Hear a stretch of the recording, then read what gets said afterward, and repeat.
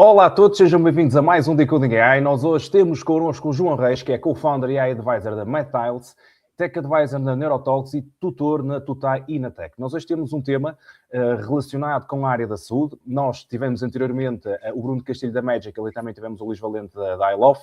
Hoje trazemos um ângulo diferente na área da saúde, que é aquilo que a MedTiles faz e, no fundo, o João poder partilhar um bocadinho connosco este grande desafio, que é, na verdade, como é que a IA está a transformar o ensino médico. Portanto, nós já abordamos esta área da saúde noutros prismas, hoje trazemos um prisma também, ele, diferente. Portanto, João, muito obrigado pela tua disponibilidade para estares aqui connosco. Se calhar, portanto, tu és engenheiro, não é? Como é que tu, na verdade, chegas então aqui a esta área médica e esta fundação da MedTiles? Ou seja, como é que tudo isto, na verdade, se torna numa missão empresarial, se calhar por início de conversa, e depois começamos aqui a fazer um drill down um bocadinho mais pelo rabbit hole com a MedTiles? Exatamente, fantástico. Desde já, obviamente, obrigado pelo convite. Portanto, como é que eu, engenheiro informático, chego até a área médica? Portanto, é uma excelente pergunta. Portanto, isto tudo começa com uma ligação que eu tenho muito próxima também à área médica. Portanto, primeiro a minha mulher é médica, portanto, ajuda um bocadinho nesse ponto.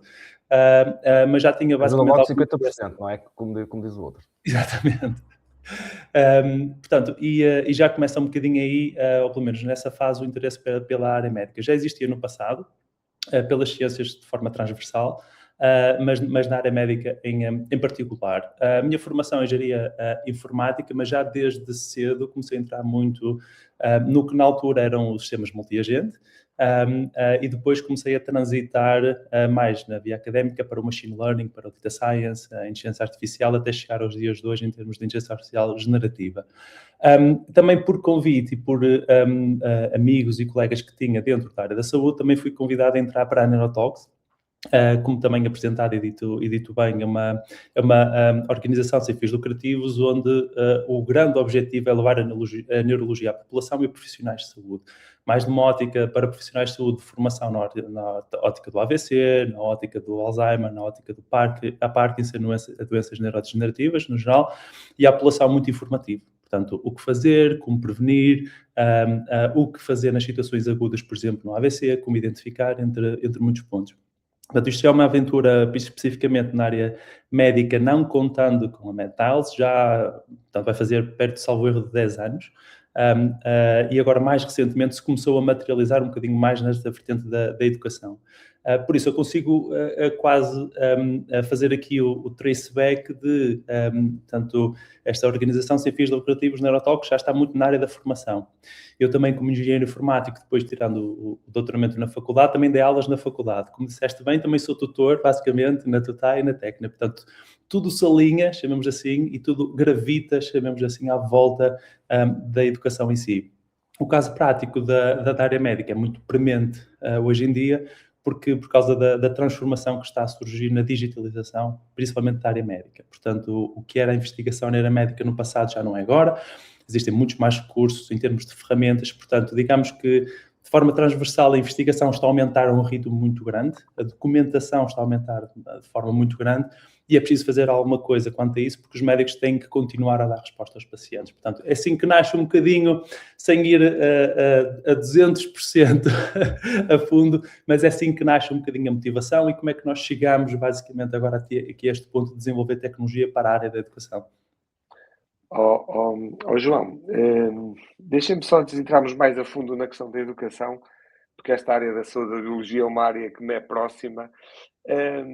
O senhor Jensen Huang, o CEO da NVIDIA, não é? Disse que finalmente, e pela primeira vez na história humana, a biologia podia ser engenharia, não é? Portanto, esta questão dos dados, e eu não sei se acompanhaste, mas até na semana passada veio aquele exemplo daquele tecnólogo que tinha uma cadela, a Rosie, e que tinha um cancro. Sim. Pronto, ele sozinho conseguiu. Pronto, é outra história. Tu achas que é isso, esse caminho? Quer dizer, tu realmente, pronto, tens a tua mulher que está na área da saúde, que é médica, mas tu achas que isso foi um caminho natural? Isto é, tu ires da engenharia e aproveitares essa questão, porque achas que é uma tendência global realmente da biologia, da saúde se tornar engenharia? Sim. Aliás, nós temos tido vários exemplos. Para mim foi um bocadinho normal entrar, portanto, apesar de eu ter muito interesse eu costumo dizer que sou um observador das áreas da física teórica, das matemáticas e por aí fora, mas não consigo operacionalizar. Na área médica já é possível, através do AI e Data Science, conseguir operacionalizar. E foi um bocadinho a minha via de entrada, basicamente, para a área médica. Esse exemplo que trouxeste, Pedro, é fantástico. Portanto, nós estamos a falar de um dono de uma cadela que tinha cancro, através de inteligência artificial como o ChatGPT, por exemplo, começou a procurar algumas soluções, a discutir um bocadinho algumas abordagens, diferentes perspectivas. Obviamente que ele também tem um background tecnológico que ajuda bastante, mas depois, utilizando ferramentas como o AlphaFold, da DeepMind, que estão disponíveis e felizmente temos este tipo de ferramentas e basicamente tecnologias abertas ao mundo, portanto não estão fechadas, como às vezes acontece com algumas Big Corp, nós conseguimos realmente tirar algum proveito. Desculpa interromper-te, até dar isso que o Sr. Assabes realmente teve essa coragem e essa não foi, de abrir os milhões de proteínas humanas da sequenciação e da forma como se sobram, e portanto ele teve realmente isso. Desculpa, interrompi-te só porque há pessoas que ficam com conhecimento para elas, mas ele não é? Exatamente. Ele acabou, aliás, e acho que também a grande parte do Prémio Nobel que ganhou em 2024 vem também um bocadinho por aí, portanto, mais nesta missão filântropa. Obviamente que as técnicas foram, obviamente, disruptivas, sem dúvida, mas obviamente que esta vertente de filantropia e de querer ajudar e, de repente, no próprio documentário que fizeram sobre a DeepMind em si, e sobre a construção da própria empresa em si, existe ali um momento marcante em que eles estão à volta da mesa a discutir e de repente dizem, mas então porque é que nós não sequenciamos tudo e damos tudo a toda a gente, não é? Portanto, e esse foi o ponto de viragem que diz muito, basicamente, da pessoa que está por trás dessa tecnologia. E isso acaba por ser muito essencial para uma pessoa. Hoje em dia, e temos que também enquadrar aqui que a inteligência artificial está democratizada, não é? Portanto, aqui, antigamente, o chamado traditional AI, o data science, aqueles modelos de machine learning e por aí fora, só via programação é que uma pessoa conseguia ter acesso. Hoje em dia, nós conseguimos ter acesso de forma muito mais facilitada. Vou dizer o mais simples, que é via texto. Nós conseguimos, obviamente, trabalhar com a inteligência artificial, encontrar soluções, ir desenvolvendo aqui algumas teorias sobre principalmente alguns desafios que possam existir, e o exemplo desse tecnólogo ter conseguido desenvolver basicamente um fármaco ou uma solução, chamamos assim, que permite, obviamente que depois a nível biológico o cancro tem diferentes problemas, diferentes, portanto, mutações, portanto, obviamente que é difícil ter um silver bullet para isto, não é? Portanto, uma solução que realmente trate e erradique por completo, mas na realidade houve uma redução de 50%, basicamente, da quantidade de tecido maligno, chamamos assim, do próprio cão em si, ou do animal em si, que realmente melhorou bastante. E foi um bocadinho através destas ferramentas que hoje em dia, e através desta digitalização, que é possível, basicamente, encontrar algumas soluções para alguns problemas que possam existir. Mas isto demarca também bastante o quão facilitado, não vou dizer facilitado no sentido de ser menos complexo, mas o quão facilitado está em termos de utilização de ferramentas, a investigação hoje em dia. Acesso, não é? Uma coisa é a simplificação, outra coisa é o acesso. Exatamente, o acesso, era esse termo que eu queria utilizar. Portanto, isto demonstra muito que o acesso a este tipo de ferramentas e basicamente com a missão certa e com o mindset certo, nós conseguimos realmente fazer a diferença, e esse é um dos casos particulares que haverão outros, certamente, mas que veio basicamente à luz das nossas redes sociais e que realmente conseguimos ver e que faz toda a diferença. João, mas achas, portanto, porque este caso é recente e realmente é muito interessante, tu achas que é, digamos, o primeiro grande exemplo da tal convergência que tu falavas entre aquilo que era a biologia, a engenharia, a inteligência artificial, e até houve lá uma altura que eles até falam da própria ciência quântica também como importante neste processo todo? Era esta pergunta, pois outra era, ele depois lá fala numa coisa interessante, que é a reflexão se o gargalo passou a ser do desenvolvimento do produto para, muito bem, agora a questão, porque pronto, no animal é uma coisa, não é? Sabemos que o grau de exigência regulatória é uma, não é? Nos humanos é outra. Tu também achas que nós vamos ter, o gargalo vai passar do desenvolvimento do fármaco, do produto, para a questão legislativa? São excelentes perguntas. Portanto, indo à primeira, eu acho que o que a inteligência artificial está a permitir fazer é cruzar bastantes áreas. Portanto, ou quebrar alguns silos, chamemos assim, que existiam em termos de investigação. Quem faz matemática, quem faz física, quem faz biologia. Portanto, e a inteligência artificial está a permitir expandir um bocadinho, em termos principalmente de acesso, permitir trabalhar exatamente esse ponto, quebrar silos e tentar explorar outras áreas que antes podia ser mais difícil, às vezes só com projetos em consórcio ou em visitas com outros investigadores, é que se calhar a coisa podia. Hoje em dia está um bocadinho mais facilitada, nem que seja numa ótica inicial, para se explorar a viabilidade de uma determinada ideia, a inteligência artificial permite já fazer isso. Melhor ou pior, mas já permite fazer um bocadinho isso. Mas sim, nós conseguimos passar um bocadinho para essa vertente da engenharia em si. Existem alguns casos em particular. O caso que levou mais roupagem em termos de engenharia foi a engenharia genética.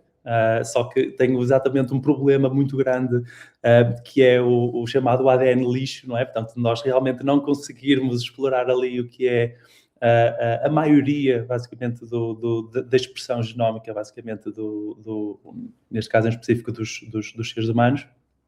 Já começámos um bocadinho por aí há uns anos atrás, mas agora estamos a conseguir, principalmente, correlacionar isso com outros fatores. Podemos ir desde da sociologia até à mecânica quântica, chamamos assim, ou física quântica, e conseguimos muito facilmente a fazer isso. Um ponto principal aqui de notar no meio disto tudo é, mais uma vez, a questão da quebra dos silos em si e haver acesso e simplesmente uma forma simplificada de conseguirmos ter acesso à informação. Da mesma maneira que se quebram silos, também se cria muita ciência hoje em dia com o ChatGPT que pode ser difícil de replicar, ok? Portanto, isso aí acaba por ser um bocadinho difícil. Se nós formos às conferências, aos journals e por aí fora, vemos que duplicaram ou triplicaram a quantidade de publicações que nós temos hoje em dia. Portanto, é um bocadinho só para trazer o outro ponto de que consegue-se fazer muita coisa e quase cada pessoa consegue ter um tratamento para, basicamente, o animal ou ter uma coisa muito específica.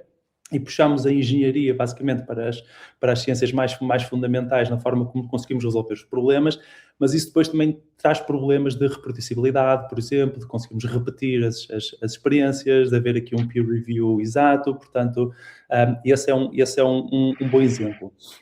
De notar também que há outros exemplos para além deste, não diria que é o primeiro bom exemplo, chamemos assim, mas já houve outros no passado que nós até explorámos e acompanhámos de perto, mas que tem mais a ver com drug repurposing, que é diferente de drug discovery, ok? Aqui o drug repurposing, existe um caso americano basicamente existia um jovem que foi diagnosticado com uma doença autoimune e que a mulher acompanhou de perto, basicamente, a evolução da doença até chegar a um ponto de desespero onde nenhum médico conseguia, basicamente, responder ou arranjar uma solução para o problema. Ela, através do ChatGPT e de mais algumas pessoas próximas que faziam investigação, conseguiu arranjar um cocktail, basicamente, e isto é o drug repurposing, é arranjar aqui um cocktail, uma mistura de coisas. Basicamente, não é um fármaco de novo, que tem que passar pelos clinical trials todos, pelas fases todas, mas sim um drug repurposing, que nós vimos um bocadinho o Ozempic aí nessa direção, portanto, de ser inicialmente para diabetes e depois foi direcionado para a perda de peso, mas o que ela conseguiu fazer foi dar basicamente um conjunto de fármacos que teoricamente não era expectável para resolver o problema do marido, mas conseguiu realmente resolver. De notar também que o problema desta pessoa era especificamente ela não estar em condições para sofrer ou para realizar uma cirurgia. Portanto, tinha que haver no mínimo uma condição física estável para conseguir fazer uma determinada cirurgia e não estavam a conseguir basicamente reverter uma doença que ele tinha, ou pelo menos melhorar em termos de saúde para conseguir fazê-lo. Mas é outra demonstração onde a IA consegue entregar rapidamente, e quando digo rapidamente, portanto, em termos de consultas com médicos clínicos foram bastantes meses, com plataformas de inteligência artificial generativa acabou por ser meia dúzia de semanas, portanto, que se conseguiu mais ou menos arranjar uma solução deste tipo. Só para fechar do meu lado, e para depois não passar a impressão lá para casa que toda a gente pode fazer isto, todos estes casos que nós estamos a falar passaram sempre por ou laboratórios ou instituições académicas, portanto, pessoas letradas na área, portanto, não foi literalmente vou ao ChatGPT, vou arranjar uma solução e implemento. Não, portanto, houve aqui pelo menos alguma discussão inicial com alguns investigadores, alguns laboratórios, para não passar a mensagem errada também para quem nos ouve. E esse contexto é ótimo, João, que tenhas partilhado. Marcos, só aqui uma coisa que até tu costumas tocar e que é a segunda parte desta questão, que é a questão da metodologia que ele utilizou, que é lá as skills do cloud e a ligação de uma coisa que nós costumamos falar aqui, falamos muito até com o Luís no último podcast, que é a questão do empreendedor sozinho, não é? Portanto, aquilo estamos a falar num conjunto de skills que permitiu que alguém sozinho, claro, como tu disseste muito bem, ele teve o apoio da universidade, não sei quantos, teve o apoio, portanto, estamos a falar realmente, e acho que fizeste muito bem em reforçar esse ponto, para não se pensar que de repente vamos resolver os problemas de saúde de todos os familiares nossos com o ChatGPT. Mas essa questão, como é que tu vês realmente este crescimento? Eu penso que tu tens sócios nos teus projetos, mas como é que tu vês este crescimento de uma pessoa sozinha conseguir fazer hoje tanta coisa, mesmo a um nível tão científico como foi o caso? Uhum. Ou seja, eu vejo isto de uma forma muito positiva, principalmente para pessoas que, por exemplo, dentro da área médica, depois podemos ir fora, mas pessoas que inerentemente, por exemplo, ou se era mais fácil utilizar já o exemplo dos médicos ou dos profissionais de saúde, é gritante a falta de contacto que eles têm com a tecnologia durante a formação. Ok? Portanto, nós tiramos um curso de medicina, depois durante 6 anos, não é? Depois vamos para uma especialidade de 5, 6 anos e nenhuma cadeira toca em tecnologia, nem na simples programação. Até parece pecado, não é? Exatamente. E é muito difícil depois, um profissional de saúde, por exemplo, eu costumo dizer sempre isto, se nós cá em Portugal ou em qualquer parte do mundo, cada hospital tivesse um data scientist, já conseguimos ter feito descobertas incríveis, basicamente, e conseguimos ter otimizado muita coisa. Mas nós vemos muitas, principalmente as novas gerações de médicos, e eu contacto também muito proximamente com alguns internos de alguns hospitais, têm muita vontade de aprender esta tecnologia. Quer a parte da programação em si, quer a parte da investigação para conseguirmos, de alguma maneira, adquirir dados ou utilizar os dados, por exemplo, dos hospitais e conseguir adicionar algum valor. Obviamente que daqui até produtizar, não é? Portanto, daqui até conseguirmos realmente, principalmente na área hospitalar, é bastante difícil por causa da parte da regulamentação. Mas respondendo à pergunta, eu vejo de forma muito positiva porque pessoas que no passado não conseguiam fazer a diferença, agora têm um conjunto de tecnologias que conseguem realmente pôr em cima da mesa, executar alguma coisa e principalmente adicionar valor. Esse é que é o ponto principal. Existe um desafio, existe um problema e eu consigo, através destas ferramentas, especialmente do IA, conseguir implementar isso. Mas depois acaba por ser transversal a todas as áreas. Fintech, insurance, a parte da agricultura, por exemplo, também está a sofrer bastante esta transformação, engenharia civil, portanto, depois isto cruza todas as áreas. Uns mais letrados na área tecnológica, obviamente. Por exemplo, a área de direito também sofre do mesmo problema, de não ter essa base tecnológica, por exemplo, e de rapidamente se conseguir utilizar isso. Agora, obviamente, mais uma vez, sempre com aquele detalhe específico de que é preciso perceber ou ter algum espírito crítico sobre aquilo que se está a desenvolver e que se está a fazer, para depois conseguirmos ter uma certeza sobre se aquilo realmente está bem feito ou não, se vai ser, ao ser implementado, se realmente vai funcionar ou não, e não fica só num protótipo que funciona para 1, 2 casos, mas o ponto positivo é permitir, basicamente, estas pessoas pôr algo em cima da mesa para especificamente criar impacto. Esse é o ponto principal. E por falar em criar impacto... Desculpa, força, Marcos. E só por falar aqui em criar impacto, só para dar aqui um contexto. MedTiles, só para a audiência que nos está a ver ouvir e para dar este contexto, ou seja, tu surge nesta interseção entre, então, tecnologia, em particular, e área da saúde. Ou seja, tu tens vindo a falar, ainda agora falaste de impacto, e há pouco falamos de problemas que necessitam de ser resolvidos. Uhum. E uma das coisas que tu há pouco fizeste também foi precisamente, no fundo, partilhar com a audiência, ou seja, educar a audiência de que, ok, isto é possível ser feito, mas atenção, existe uma determinada estrutura, existe uma determinada framework, portanto, a pessoa não o fez sozinho, falou com investigadores, portanto, ou seja, existe um contexto onde depois, na verdade, isto necessita de ser aplicado e necessita de ser implementado. Ou seja, nesse sentido, qual é que é, no fundo, então, a visão da MedTiles e que problema, então, é que ela vem resolver, ou conjunto de problemas é que ela vem resolver? Fantástico. Portanto, a missão da Metals neste momento, e sempre foi desde a sua criação, facilitar o acesso à informação a profissionais de saúde. Ok? Portanto, mais uma vez, com a vertente da digitalização, o maior problema é a quantidade de documentação e a quantidade de clinical trials, portanto, a quantidade de protocolos, a quantidade de documentos no geral que os clínicos têm que, basicamente, aprender ao longo do tempo, que têm que absorver para melhor tratar os pacientes. Mas, como eu acabei de dizer, os médicos são treinados para tratar doenças, para tratar pacientes. Não é para passar metade do tempo a ler e metade do tempo a atender clientes, chamemos assim. É pacientes, tratar, portanto, é esse o foco principal, ok? A Metals aqui posiciona-se em 2 vetores diferentes, porque facilitar o acesso à informação, podem explorar, ou há aqui vários vetores que podemos explorar. Nós exploramos o vetor da educação, ok? Onde nós facilitamos, basicamente, a aprendizagem destes documentos, como, por exemplo, protocolos. Dentro da área médica existem muitas guidelines da AVC, por exemplo, guidelines para diabetes, guidelines para diferentes tipos de patologias, e são cada vez mais atualizadas com mais frequência, ok? Quando digo mais atualizadas, cada vez são maiores, porque há cada vez mais evidência e mais... Portanto, são mais densas, chamemos assim, com mais detalhes. Portanto, isto é o evoluir normal, chamemos assim, da própria ciência em si. Quando antigamente se sabia menos, portanto, dava-se uma aspirina no AVC e está feito. Agora existe um leque de opções, de acordo as pessoas serem mais velhas, mais novas, terem umas comorbilidades mais ou menos. Existem muitas ramificações, existem muitos algoritmos dentro da área médica. Isso precisa de ser passado para o médico de forma rápida, ok? E dentro da área médica nós exploramos muito uma vertente de aprendizagem ativa.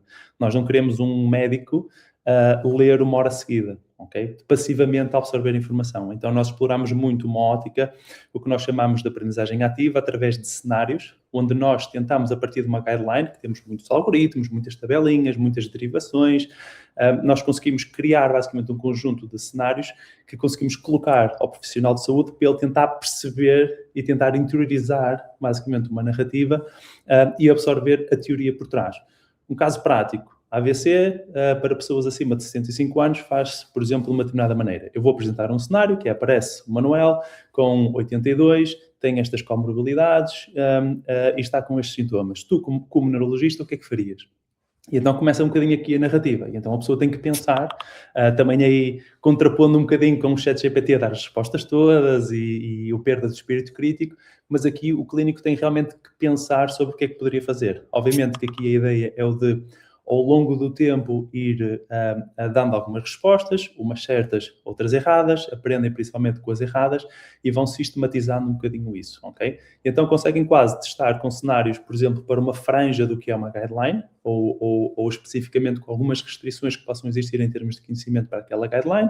No dia seguinte posso explorar abaixo dos 30 anos, por exemplo. Uma das coisas mais incríveis que aconteceu este ano, e nós estamos especificamente a abordar esse ponto, é que, salvo erro pela primeira vez, portanto, nas guidelines da AVC da American Heart Association, existe tratamento da AVC para crianças, que era uma coisa que estava um pouco em falta, chamamos assim, em termos de guidelines. Portanto, é preciso formar os clínicos, não é? Os profissionais de saúde, para conseguirem, principalmente, diagnosticar e tratar por exemplo, o AVC, esta doença, por exemplo, com fármacos diferentes, de forma diferente, tentar distinguir, por exemplo, o que é um ataque epilético de um AVC, por exemplo, ou uma enxaqueca numa criança, por exemplo, de um AVC, que é muito diferente de eu perguntar ao Pedro e a ti, Marcos, como é que te estás a sentir? Está-te a doer o braço? Não está? Portanto, falar com a criança de 4, 5, 6 anos, inevitavelmente vai ser diferente. Portanto, é preciso ensinar, basicamente, os profissionais de saúde. Sendo que a área da educação é uma fantástica via, porque não entra dentro da vertente regulatória. Portanto, nós não estamos a desenvolver AI por trás que diga o diagnóstico é X ou o diagnóstico é Y, não deves fazer a X ou Y.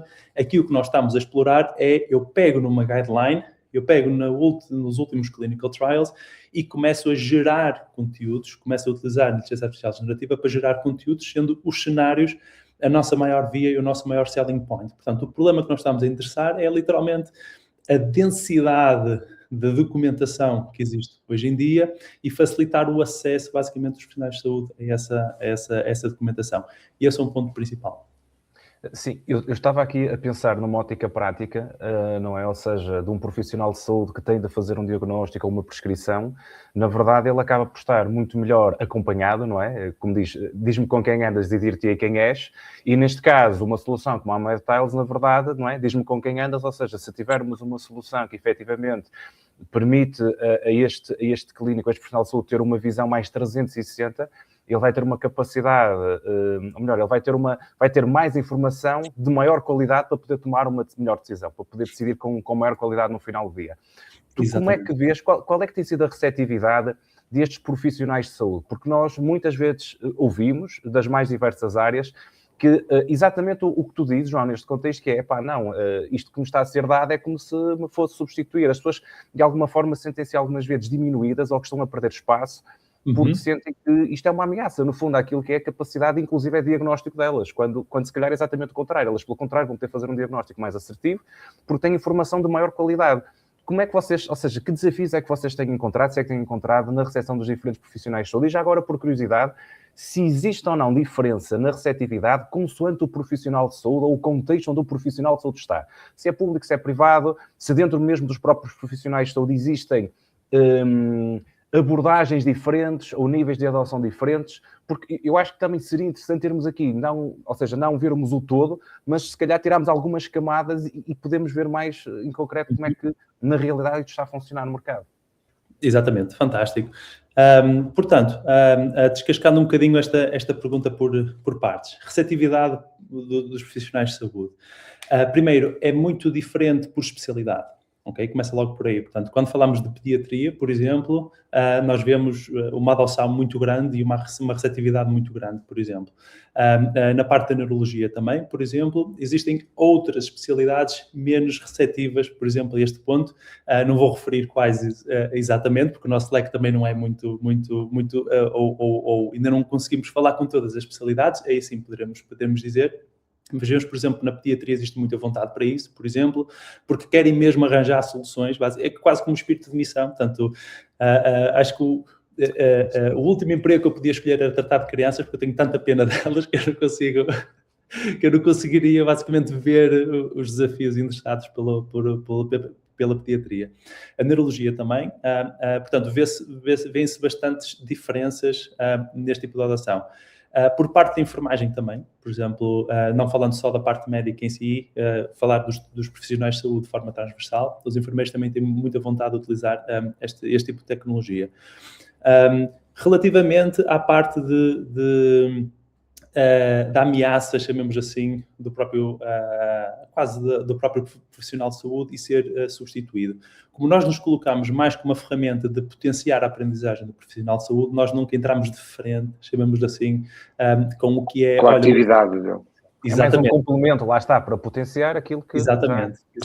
Porque nós, quando colocamos uma ferramenta que diz, olha, eu, por exemplo, já desenvolvemos no passado também em colaboração com o Hospital Pedro Spano, com a Unidade Local de Saúde de Matosinhos, nós exploramos no passado e chegámos a publicar algumas vezes sobre o diagnóstico precoce de Parkinson utilizando voz. Okay? Portanto, nós conseguimos perceber que através da voz, das vocais sustentadas e de algumas frases, se a pessoa está ali a ter algumas oscilações e a partir daí fazer um diagnóstico precoce para conseguirmos, por exemplo, antecipar algum tipo de tratamento.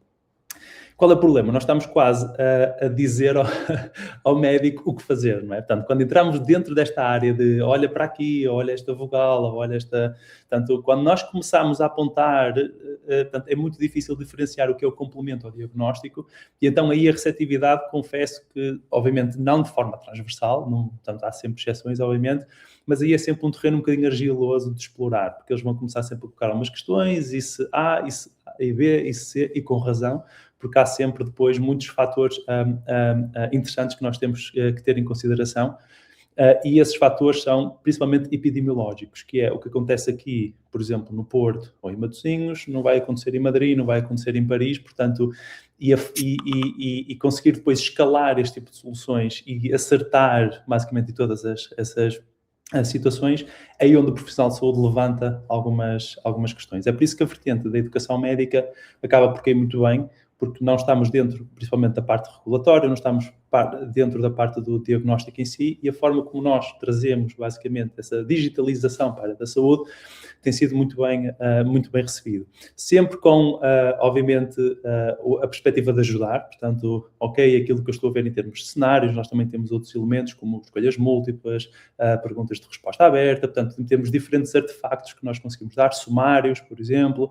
Nós temos toda essa vertente dentro do nosso produto, mas sempre com aquela vertente de, ok, primeiro, será que isto está 100% certo ou não? Portanto, isso obriga-nos, em termos de produto, de colocar sempre fontes nas coisas, sempre evidência, portanto, nada é dado ao profissional de saúde sem uma justificação, portanto, eles nesse ponto são muito exigentes, especificamente, e nós temos sócios dentro da empresa que são médicos, portanto, eles encarregam-nos de não disseminar nada para fora que não seja ético, chamamos assim, pelo menos do ponto de vista deles, mas a receptividade tem sido bastante boa, principalmente pela vertente da educação. Tudo o que possa reduzir horas de esforço a ler guidelines massivas, e estou a falar de 100 páginas, 150 páginas, portanto, são guidelines bastante pesadas, tanto melhor.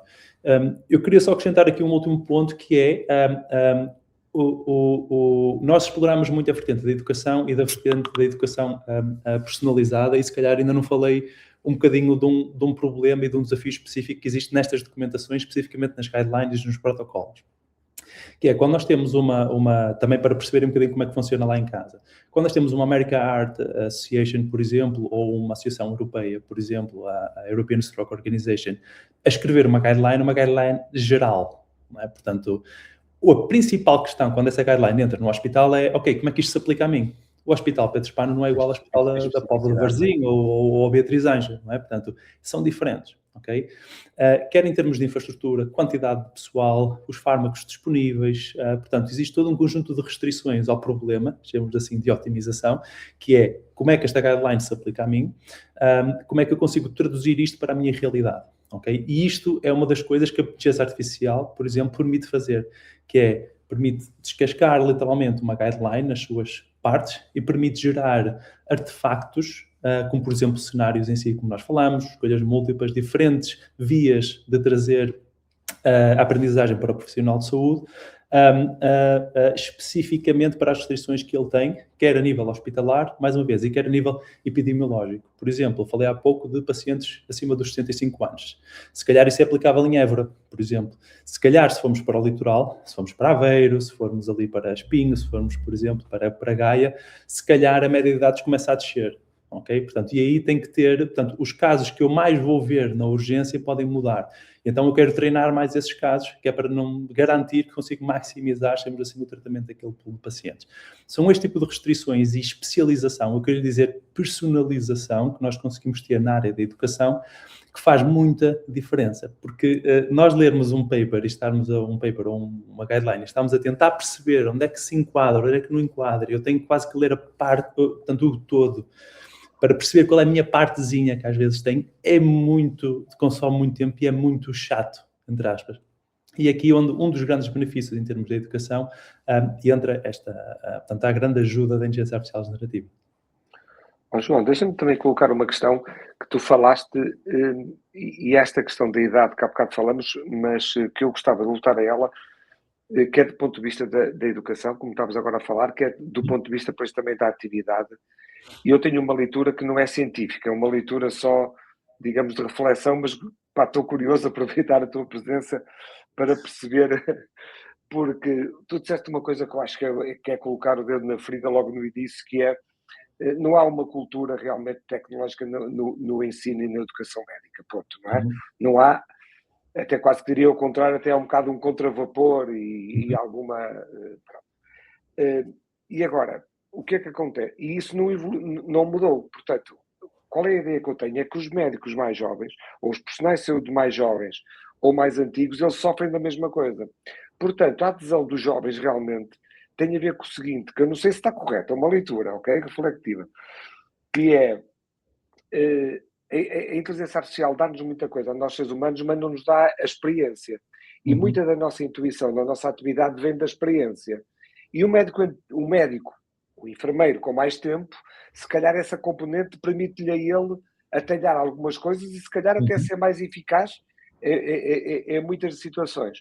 O mais jovem não tem essa experiência, não é? Que é um bocadinho como cá falavas também com os advogados, é a mesma coisa. Portanto, como não tem essa experiência, ele vai ter que se diferenciar por alguma questão. E muitas vezes essa sua proximidade com a tecnologia pode ser a forma de ele reduzir esse gap. Pronto, era um bocadinho esse comentário que eu saber a tua opinião sobre ele. Sim, exatamente. Mas há aqui outros fatores interessantes que nós podemos puxar para trabalhar um bocadinho o tema, e isso é verdade.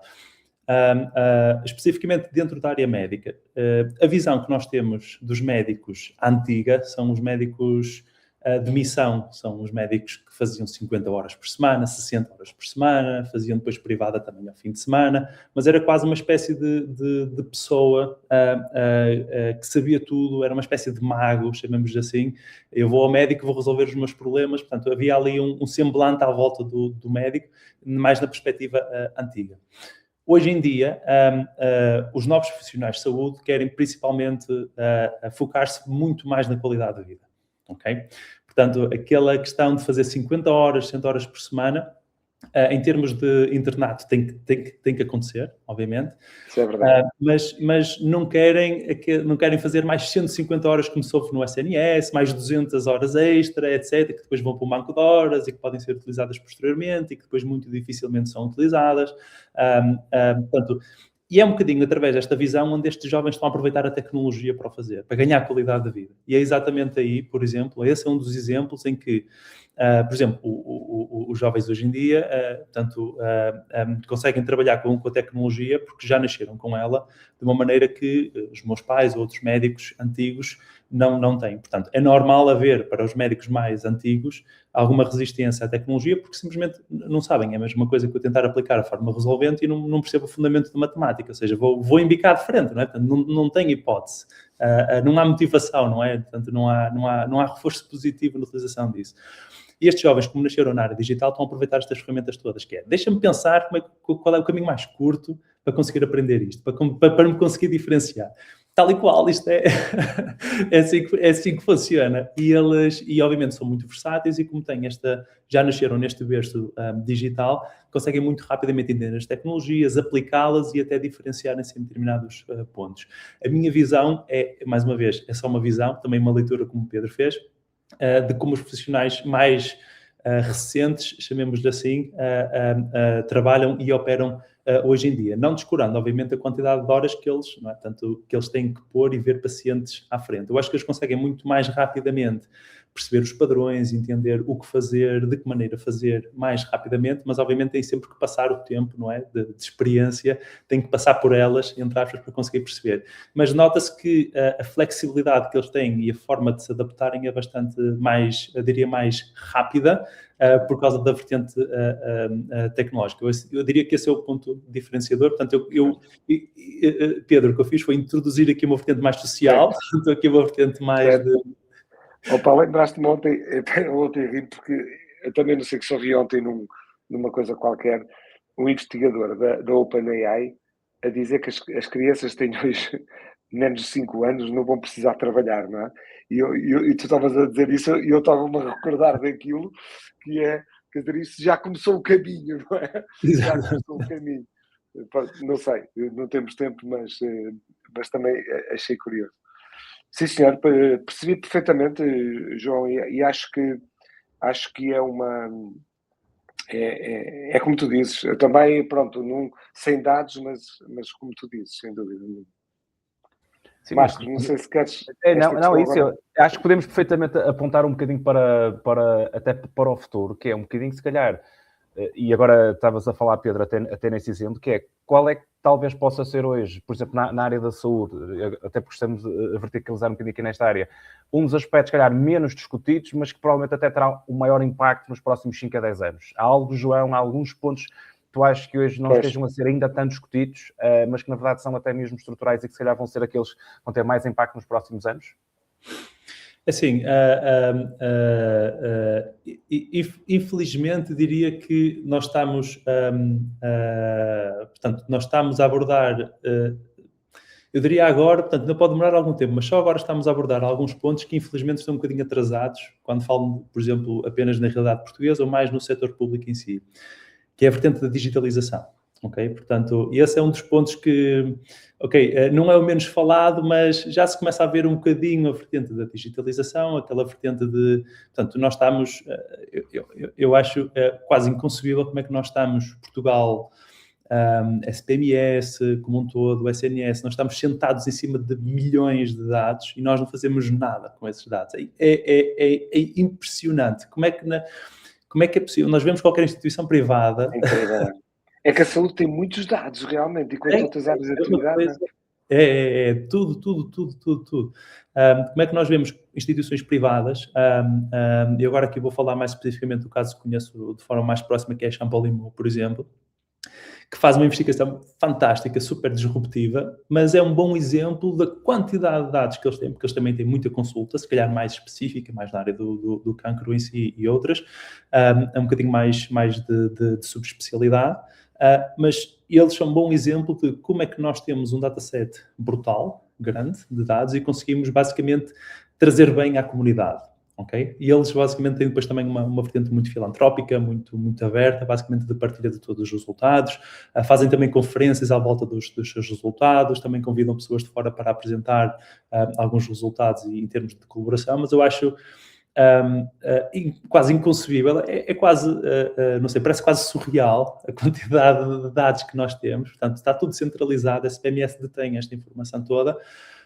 E como é que é possível nós, seja porque não temos cientistas de dados nos hospitais, seja porque os dados não estão abertos, seja por vertente de regulamentação, aí depois obviamente não consigo dizer ao certo, mas como é que é possível nós termos tantos dados e nós não conseguirmos principalmente ter uma medicina mais preventiva? Que esse é o ponto, esse é um dos pontos principais, não é... Por exemplo, o AVC é a principal causa de morte. A principal causa de morte em Portugal, definitivamente, por causa dos nossos hábitos comportamentais. Gostamos dos bons jantares, gostamos de sair à noite, gostamos de aproveitar, ter qualidade de vida.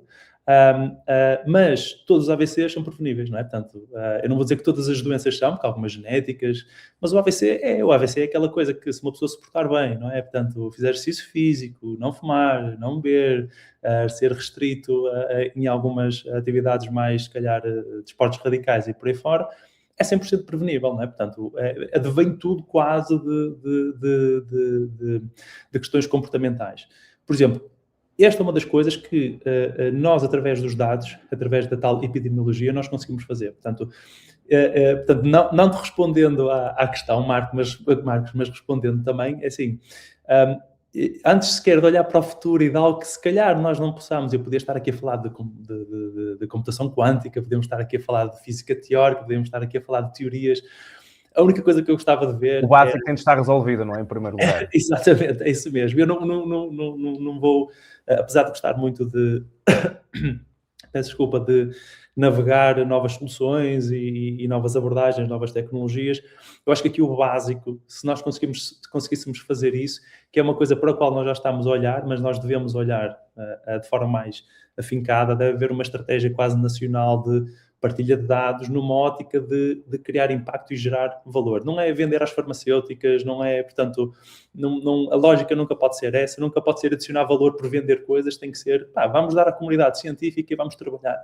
As coisas que se descobririam, deixa-me só introduzir aqui um ponto que eu achei genial, que foi trazido pela Champollion, que toca exatamente neste ponto, que é, eles têm portanto, isto é público, espero não estar a dizer nada nada de confidencial, mas apresentaram, portanto, e eu vi, creio que sim. Eles têm uma tecnologia chamada, uma tecnologia oportunista. O que é a tecnologia oportunista? É alguém tem um trauma, por exemplo, que é parte de uma costela e faz um CT scan, ok? Se for visto por um ortopedista, por exemplo, vai resolver, portanto, uma fratura, por exemplo, nas costelas, vai para casa, resolve o seu problema. O que acontece? Essa mesma pessoa apareceu, passado 2 ou 3 anos na consulta, com uma espécie de quisto na mama, ok? O que é que esse Champollion fez? Foi ao CT scan que fez e que tinha registros há 3 anos atrás, e o ortopedista, como não está treinado para isso, realmente no CT scan viu um pontinho lá. Portanto, se ele tivesse reparado naquele pontinho lá, podia ter prevenido, por exemplo, isto. Okay? Isto é o que eles chamam de uma abordagem oportunista. Eu faço um CT scan de trauma, mas aproveito e vou já ver tudo. ok? Portanto, ou faço análises clínicas e vou já ver tudo, ou faço um painel genético, peço já Ou mais... seja, uma visão muito mais integrada, não é? Exatamente. Portanto, isso aí, por exemplo, e nós estamos a falar de um caso muito particular que é a imagiologia, mas se nós formos aí, se juntarmos todos os exames, se nós juntarmos os exames ao longo do tempo, idas à urgência, exames como, por exemplo, clínicos de análise ao sangue, por exemplo, se nós juntarmos uma quantidade, se nós depois juntarmos a família, não é? Portanto, muitas dessas coisas são hereditárias, por exemplo, a quantidade de coisas, e atenção que o Champollion é uma fatia muito fininha do que é a saúde em Portugal, não é? Portanto, se nós conseguíssemos, sei lá, explorar algo perto disto, se esse básico tivesse resolvido, eu acho que o problema depois já podíamos falar na computação quântica, porque o grande volume de dados e a quantidade de computação é um desafio, e aí sim podíamos estar a falar nesses grandes voos. Por isso, dentro deste espírito de missão que nós também temos dentro da MedTiles, haver assim uma política um bocadinho mais aberta, mais pró-paciente, colocar o paciente no centro, ter este tipo de mindset, eu acho que iria ajudar. Marcos, não sei se queres que agora desenvolva para o que é que... Não, ia se calhar então perguntar, ou seja, claramente, é curioso, eu estou-me a lembrar de um podcast que nós tivemos com, acho que White Crow, não sei se estou a dizer bem, mas cujo foco era exatamente a administração pública, ou seja, eles estão precisamente a desenvolver uma tipologia, portanto, uma solução, precisamente para tudo aquilo que nós estamos a falar, não sendo na saúde, é na administração pública, exatamente a mesma lógica, porque, mais uma vez, existem muitos dados, mas depois existem processos que não estão bem sedimentados, que não estão bem construídos, o deployment é lento e não é, muitas vezes, porque as pessoas não o queiram fazer. Portanto, não é por desmotivação, porque as pessoas querem até, efetivamente, que isso aconteça, mas há algo mais estrutural, se calhar cultural, que torna mais difícil a sua implementação. E, no fundo, aquilo que estás a dizer aqui na área da saúde é exatamente, ou seja, para quem nos está a ver ou ouvir, na verdade, e se calhar muito... Há uma coisa que se costuma dizer muitas vezes, que é, para se criar um bom negócio, muitas vezes é melhorar aquilo que já existe, não é necessariamente criar propriamente algo novo. Não é? Nós, inovação, falamos quando vamos do 0 para 1. Mas muitas vezes o negócio é melhorar aquilo que já existe, que alguém já está a fazer, mas que ainda não está a fazer bem o suficiente. Neste caso, então, em particular, olhando para esta forma, e tu falaste na digitalização, que outras oportunidades, além da digitalização, para quem nos está a ver é desta área da saúde e não só, que outras oportunidades, então, é que nós temos nos próximos 2, 3 anos para ir para o mercado com soluções que possam ajudar nesta digitalização, por exemplo? Sim, olha, um dos pontos principais há 2, 3 anos que, portanto, se eu tivesse que fazer aqui uma futurologia, pegar aqui na minha bola de cristal, eu diria que a questão que eu falei há pouco do drug repurposing vai ser algo bastante premente, ok? Portanto, algo mais... de doenças, portanto, a minha impressão que nós temos em termos portanto, a impressão que eu tenho a nível de investigação em certas áreas, e a área médica penso que é uma delas, é que nós já estamos a saturar a nível de ideias, não é? Portanto, nós já estamos a experimentar tanta coisa, estamos a experimentar tudo, e vai chegar a um ponto onde pronto, não seja, vamos bater ali numa assíntota e não vamos conseguir fazer mais. E tem que haver aqui algumas partes mais disruptivas. A questão do drug repurposing veio abrir um bocadinho... Linguagem, deixa-me só dizer, foi bem matemática agora. Foi, não foi? Pronto, temos aqui um platô, assim. Perdão. Mas eu diria que está a abrir aqui umas novas fronteiras e que permite chegar ao mercado muito rapidamente, porque o drug repurposing tem a questão de não passar pelos clinical trials todos, ok? E isso é uma coisa que nos permite rapidamente chegar ao mercado, basicamente com soluções. E é uma das coisas que é muito difícil porque é transversal a muitas áreas, ok? Portanto, o drug repurposing, o drug discovery é muito difícil e muito vertical. O drug repurposing, de repente, nós temos aqui um cocktail de fármacos ou utilizarmos um fármaco, mas com um propósito diferente. Isso, às vezes, cruza, por exemplo, um fármaco da neurologia que pode ajudar na recuperação em termos de ortopedia, por exemplo, ou em termos de medicina interna, ok? Portanto, nós estamos aqui a falar da possibilidade de expandirmos aqui um bocadinho o leque e não também um bocadinho ao encontro daquilo que eu disse há bocado sobre a questão dos silos, luz sobre nós estamos muito isolados em termos de investigação. Eu acho que esta questão de drug repurposing na ótica da digitalização, não digo obviamente utilizar coisas como GenAI, por exemplo, coisas como ChatGPT para começarmos a explorar as opções todas, mas as coisas que há mais AlphaFold, por exemplo, portanto, que já vem, portanto, que utiliza uma base também de transformers, portanto, já está enquadrado dentro desta inteligência artificial generativa, portanto, já está integrada dentro desta nova vaga de AI. Por exemplo, utilizar esse tipo de tecnologias permite muito rapidamente e de forma tangível chegar mais rapidamente ao mercado. Nós estamos a falar dos clinical trials tradicionais de drug discovery, 10 anos, portanto é um investimento brutal por parte das farmacêuticas para conseguir operacionalizar tudo e garantir que o fármaco está realmente validado. Se nós conseguimos fazer pequenos tweaks, chamamos assim, pequenas mudanças, chamamos assim, que é o tal repurposing em si, eu acho que esse é um dos pontos principais, mas um bocadinho mais fundamental. Sim. No fundo, deixa-me só dizer, é reduzir o time to market, não é? Exatamente. Soluções, não é? 100%, exatamente. É esse mesmo o propósito. Aliado a isto, o drug repurposing é algo que não é novo hoje em dia, mas que, mais uma vez, com dados suficientes, vamos conseguir fazer isso, que é criar um digital twin do paciente. Ok? Portanto, que foi um termo que vem muito da indústria, que vem muito da questão veio da indústria 4.0, da digitalização e por aí fora, mas criar um digital twin por paciente e ter quase um drug repurposing, ok, vamos ver o que já existe, o que eu consigo fazer por ti a curto prazo. Não é um fármaco que vai sair daqui a 10 anos, porque podemos não ter tempo para basicamente chegar à pessoa, mas aliando, por exemplo, estas coisas e esta questão dos dados que eu falei é essencial, portanto, há pessoas no público que têm 20 consultas, 30 consultas, N exames, portanto, e nós conseguimos fazer um mining disso, não é? Conseguimos explorar e extrair valor, basicamente, dessa informação toda, cruzando com a parte toda de farmacológica, a parte toda de drug repurposing, nós conseguimos ter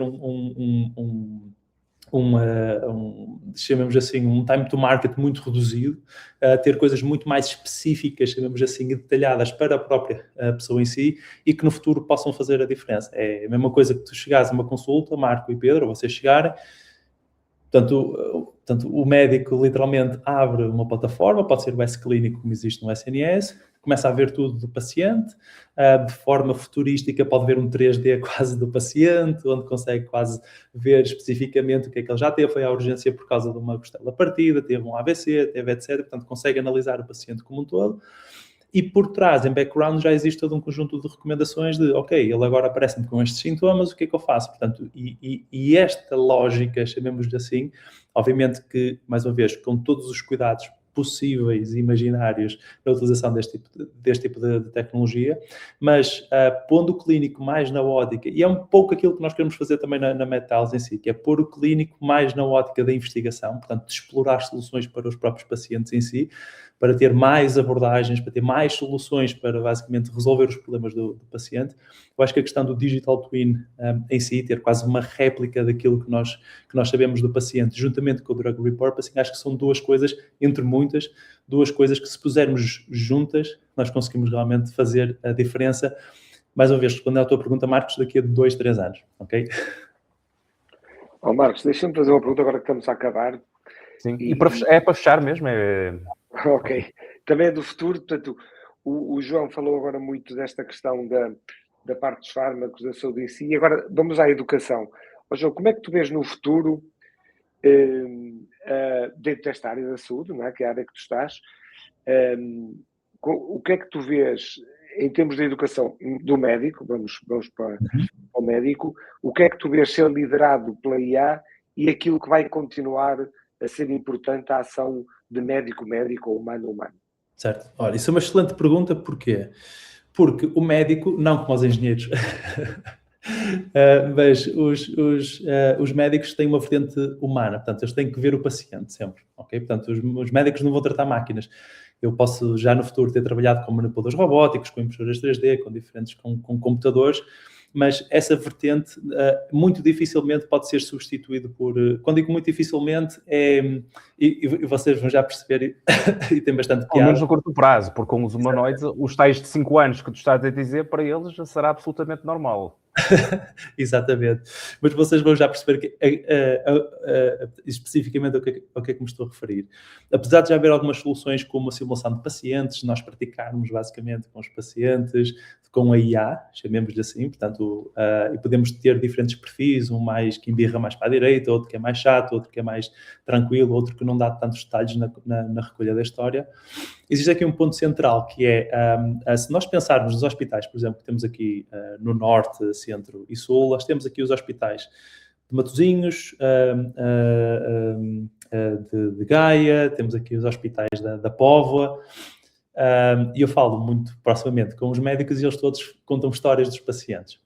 As histórias e a interação que eles contam com os pacientes, eu não estou a ver uma inteligência artificial a fazer isso, nem eles aprenderem a lidar com situações, algumas delas embaraçosas, que possam existir com os próprios pacientes em si.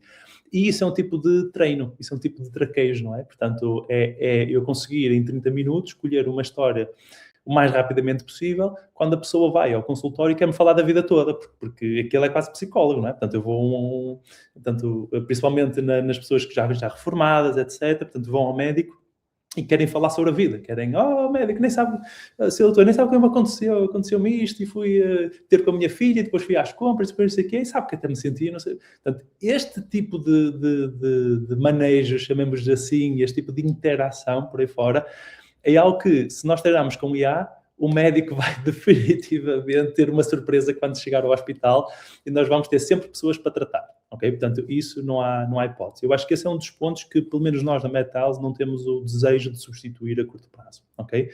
O que nós temos desejo é de fazer com que o médico tenha mais tempo para ter estas interações, ok? Porque eu também acho que é muito bom para o médico ouvir estas histórias, é muito bom perder tempo com, entre aspas, com o paciente, investir, gosto mais do termo, investir tempo com o próprio paciente em si, porque às vezes 30 minutos para um paciente até pode ser suficiente, mas se calhar para o outro, primeira consulta, já com um historial grande, 40, 50, 60 minutos, é preciso conhecer o paciente e deixarem-se envolver, é bastante bom, até para serem desafiados, às vezes, em casos mais complicados, de arranjar soluções para. Okay? O que nós queremos digitalizar é facilitar, mais uma vez, o acesso à informação que possa existir para resolver esses problemas. Essa é a nossa premissa principal. É nós, de repente, termos... saiu uma nova guideline e amanhã vou ter uma consulta. Deixa ver o que eu consigo fazer daqui. Deixa ver o que eu consigo extrair. Portanto, e tentar sistematizar uma teoria que vai cada vez mais crescendo, não é? Portanto, a ciência é cumulativa, não é? Nós vamos aumentando o conhecimento ao longo do tempo e para os newcomers, novos médicos, eles têm que aprender uma fatia do conhecimento assim. Se no passado, para tratar um AVC, eu dava uma aspirina, agora, mais uma vez, como disse anteriormente, tenho um conjunto de opções, basicamente, para dar. Essa parte mais teórica, essa parte de saber a documentação, de saber como fazer, saber como pensar, esta parte do espírito critical que nos aflige muito, porque na educação parece que se está a perder, mesmo nas faculdades, nas escolas, a utilização do ChatGPT, os trabalhos bem feitos, os relatórios bem feitos, portanto, é difícil nós nos conseguirmos posicionar de maneira inteligente para não entrarmos nesta discussão como, ok, a Metal são outros que, se utilizares a plataforma deles, não, ou seja, vais perder o teu espírito crítico. Portanto, é difícil deste posicionamento. Portanto, eu diria que toda a parte teórica, a forma como estamos a fazer, e nós vimos muito da parte pedagógica da aprendizagem ativa, acho que isso sim vai ser possível e estamos a tentar aliviar um bocadinho mais essa parte. A interação humana, eu principalmente até gosto de falar com as pessoas, de ouvir as coisas delas, de ouvir algumas piadas que possam surgir ou situações mais engraçadas, basicamente, em termos de consulta. Eu acho que isso é que é o mais interessante e, sinceramente, mais difícil de substituir, sendo que eu próprio não quereria substituir também essa parte. Diria mais ou menos assim, desta forma. Ótimo. E disseste muito bem, não é? Acho que estamos também todos alinhados nesta forma de estar. E chegamos ao fim aqui de mais um podcast. João, muito obrigado pela visão que trouxeste nesta área e pela profundidade que também foste falando, sempre com bastantes exemplos práticos, não é? Ou seja, para que as pessoas possam realmente visualizar ou perceber depois a sua aplicação e a sua implementação. E, portanto, seguramente aqui temos muito valor acrescentado. Portanto, João, uma vez mais, muito obrigado pela tua disponibilidade. Muito obrigado, João, foi muito bom. E pelo conteúdo que trouxeste. Para quem nos está a ver ou ouvir, já sabe que nos pode seguir no nosso canal YouTube, podem subscrever o canal, LinkedIn também e no Spotify. Obrigado e até breve. Obrigado, até breve. Obrigado.